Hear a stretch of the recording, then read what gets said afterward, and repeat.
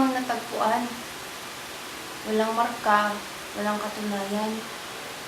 May isang pagkakataon, may isang lalaki. Matagal nang hiwalay yun eh. Kasi nahuli siya ng asawa niya ng loko.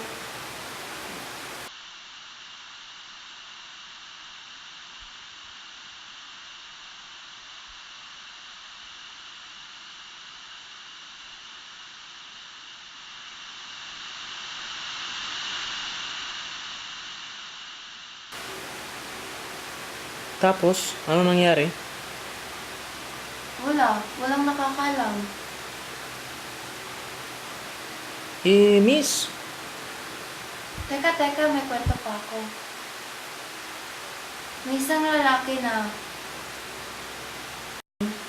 gumimik siya.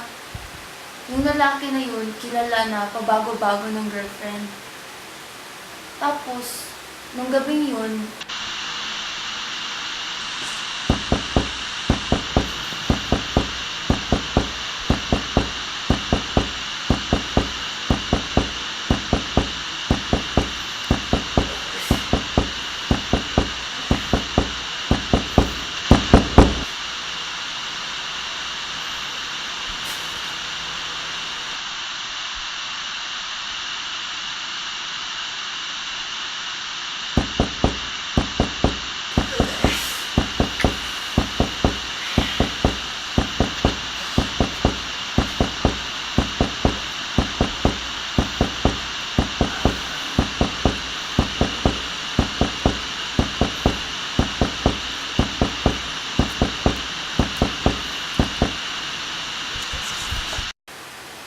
siya nga kwento sa'yo nito.